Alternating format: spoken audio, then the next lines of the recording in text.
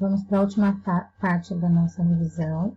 Então, de novo, aqui a coleta de urina 24 horas, né? Uma coleta para avaliar a função dos rins, detectar possíveis alterações renais, através da quantidade de substâncias na urina, né? Clearance de creatinina, por exemplo, que avalia a taxa de filtração dos rins.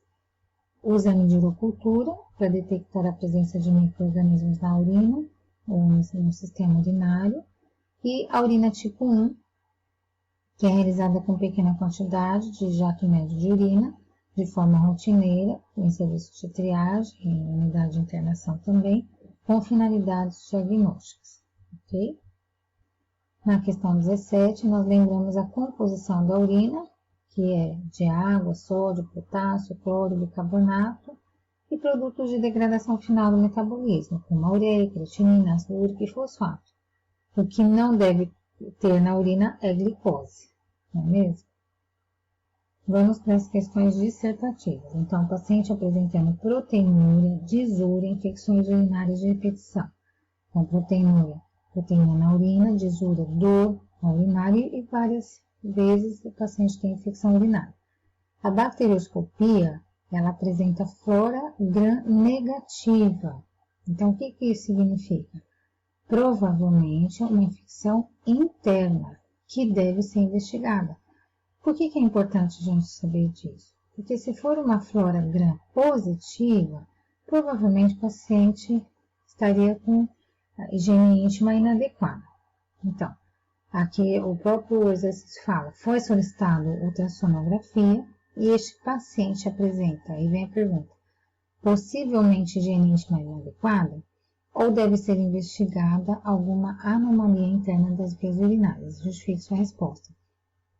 Então, veja, como esse paciente apresenta flora gram-negativa, existe a hipótese de que essa infecção seja interna. Portanto, o enfermeiro deve verificar com o paciente como ele realiza essa higiene íntima, averiguando, né, se realmente ele está com uma higiene íntima inadequada, mas deve-se investigar infecções de repetição, avaliar os exames laboratoriais e, no caso, investigar uma má formação ou mecanismos de refluxo da urina de volta aos rins, que pode provocar essas repetidas infecções, e discutir esse caso com a equipe. Ok, pessoal? A proteinúria, ou anemismo hematúria, que não está falando mais hematúria também, elas são um sinal de alerta para lesão renal. Então, é um paciente que pode estar perdendo o rim, inclusive por essas infecções urinárias de repetição, e um candidato à diálise, ok? Isso até em criança. Então, vamos ver aqui, o que eu deixei para vocês, né? Esse exemplo aqui. Peraí. Não é fácil a professora ficar gravando, mas vamos lá. Olha, proteína, né? O valor de referência é negativo, certo? Mas aqui, olha, está clarinho. Mas nós temos o que, olha? Positivo, positivo. Certo? Então, nós temos proteína nessa urina, né? E sangue, ó, o referencial é negativo. Também tem, ó, sangue na urina. Então, nós temos proteinúria e hematúria. Então, é um alerta se esse paciente não tem uma lesão renal. E a bacterioscopia, ela mostra o quê? A ausência de gram positivo, mais bacilos, o gram positivo ausente, que seria infecção urinária por falta de higiene. Agora, porque são bactérias da flora externa, né, da região íntima do paciente. E aqui, gram negativo, são bactérias internas. E aí, no ultrassom, aparece exatamente isso aqui, ó, duplicação do uretério. Então, o que isso implica? Implica numa má formação e acaba tendo o quê? Refluxo de urina, né, até mesmo dilatação aqui dos cálices renais, e aí o paciente fica tendo toda hora infecção urinária. E muitas vezes a gente está falando assim, higiene íntima inadequada, e não é. O paciente faz tudo direitinho, e tem uma malformação. Se isso não é visto, né, porque isso é uma malformação ao nascer, é uma criança que vai sempre tendo infecção urinária, né, a mãe sempre sendo julgada erradamente que não faz higiene adequada da criança, e aí ela vai perdendo os rins aos poucos. E isso a gente vê no exame de urina 1. Olha aí, exame de rotina, tá bom? Então é muito importante o enfermeiro avaliar isso e trabalhar isso com a equipe, com a mãe. Isso até acompanhamento na unidade básica se resolve, tá? Aí faz esse diagnóstico na unidade básica e aí feito isso encaminha para o especialista e aí faz acompanhamento com a equipe de nefro, né? Nefrologista, urologista e assim por diante, tá bom? É muito importante para não perder esse rim. Aqui, gente, eu tinha cortado. Na ultrassonografia constata duplicação pielo-caliciliar, tá bom?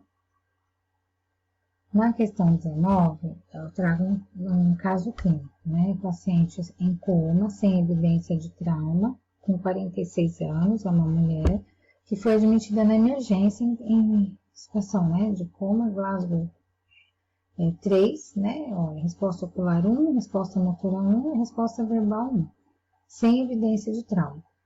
Vejam, quando vocês olharem lá nas aulas, nos slides das aulas, tem lá a escala de Glasgow, tá?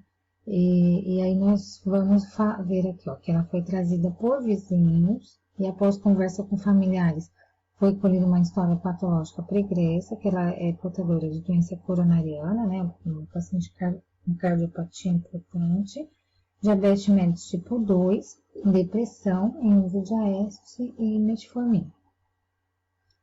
No exame físico, ela tem rebaixamento do nível de consciência, exame neurológico, então, Glasgow 3, boca e olhos secos, ausência de resposta motora. Na hemodinâmica, a gente avalia, o paciente está hipotensa, né, pressão 11/6, taquicárdica, frequência cardíaca 160 batimentos por minuto, mas sem arritmia, ritmo sinusal. Avaliação respiratória, 10 respirações por minuto, tá? Bradipneia, né? Com bradipneia. E o destro tá 280 miligramas de glicose por decilitro de sangue. Então, sendo que normal de 70 a 110. Então, diante desse quadro, estamos falando em semiologia. Então, faça uma descrição da anamnese inicial e exame físico com suas palavras, mas de acordo com os dados levantados na admissão desse paciente. Então, de acordo com suas palavras, pode ficar à vontade, porém, de acordo com os dados, tá bom, pessoal? Então, olha, paciente, e outra, né, termos técnicos de enfermeiros.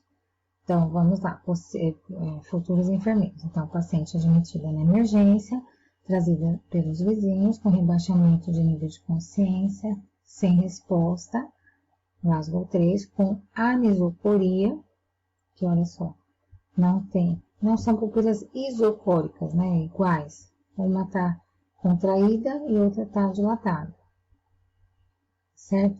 Medríase mióticas, né? Então, com hipotensão, taquicardia, ritmo sinusal, bradipneia com hiperglicemia. Acompanhante refere que o paciente tem doença cardíaca, é diabética, tem depressão e faz uso de AS e metformina, tá bom? Essa é uma descrição muito importante que o enfermeiro deve ter como prática, certo? Prática diária, né? Vocês vão fazer bastante isso. E para terminar, qual a diferença entre soro e vacina? Então, lembrando que a nossa imunidade é a capacidade do organismo a resistir a uma determinada doença. Ela pode ser, ou infecção, né? Ela pode ser imunidade inata, que é determinada geneticamente, ou adquirida, que é quando nós temos a exposição anterior a um determinado antígeno que vai estimular a produção de anticorpos. Então, a imunidade ativa, adquirida ativa, ela pode ser imunidade ativa adquirida naturalmente, quando nós ficamos expostos a uma doença e acabamos por desenvolver essa imunidade naturalmente, mas de forma ativa, né? Agora, quando nós vamos falar de uma imunidade ativa induzida, é quando nós temos o quê? A administração de antígenos, como no caso da vacina, né, que vão estimular a produção de anticorpos de modo a prevenir uma doença. Então, imunidade ativa induzida. E a gente vai falar aí sobre a vacina. A imunidade passiva é quando o nosso organismo não faz nada para produzir anticorpos. Nós recebemos anticorpos prontos, por isso que é de forma passiva essa imunidade. Então, resulta da transferência de anticorpos a partir de outro indivíduo. Então, gestação, bebezinho, que adquire a imunidade passiva natural, recebe os anticorpos através da transferência de anticorpos maternos, da placenta e do leite materno, certo? Agora, nós também recebemos anticorpos prontos na imunidade passiva induzida, que é fornecida através da administração de anticorpos, de modo a combater a infecção. Então, daí a gente fala sobre o soro. Então, qual a diferença entre soro e vacina? Na vacina, nós temos o quê? O desenvolvimento após a administração de antígenos, de forma a prevenir uma doença, e o organismo vai desenvolver essa imunidade de forma induzida. Então, o organismo vai produzir anticorpos através do estímulo dos antígenos prontos. O antígeno que é, por exemplo, da febre amarela. Então, você tem a vacina da febre amarela e depois, por volta de 15 dias, seu organismo vai ficar produzindo anticorpos, vai desenvolver essa imunidade específica, né? E aí você poderia viajar, né? Agora na pandemia não dá, né? Mesmo para a área endêmica. Os soros são anticorpos prontos. Então, por isso que é uma imunidade passiva induzida. Então, a administração de anticorpos de modo a combater uma infecção imediatamente. Então, por exemplo, o soro antirrábico, né, uma vítima de animal raivoso, né, um cachorro que a gente não conhece, enfim, e tem todas as características da raiva, então não dá tempo de tomar vacina, porque esse paciente pode ir a óbito ou ter complicações, né, da raiva. O soro antitetânico é diferente da vacina antitetânica. A vacina, a gente vai lá na unidade básica de saúde e tem a vacina duplo adulto, né, a difteria, tétano, enfim, e o seu organismo vai ter um tempo para desenvolver os anticorpos. No caso de um acidente, por exemplo, né, que nós temos a possibilidade de ter o tétano através por exemplo, da ferrugem, do carro, da moto, enfim, o que tiver, né, do caminhão, o que tiver contato no acidente. Então, dá tempo do organismo ainda criar anticorpos contra o tétano? Não. Então, nós temos a situação aí do soro antitetânico, que são anticorpos prontos contra o tétano, que o paciente já vai receber na emergência. Cuidei de uma paciente uma vez que estava lavando o quintal, e aí o vaso de terra quebrou e se cortou assim, a perna. Essa paciente, o corte em si não foi nada, mas essa paciente foi ao hospital, desenvolveu tétano e pela terra, né? Então tinha lá a contaminação do bacilo do tétano na terra, tá bom?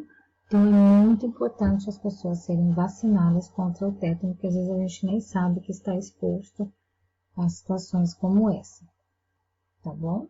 Então, bons estudos, boa prova para vocês, que Deus abençoe. Eu fiz com muito carinho para vocês essa revisão gravada de madrugada. Um beijo.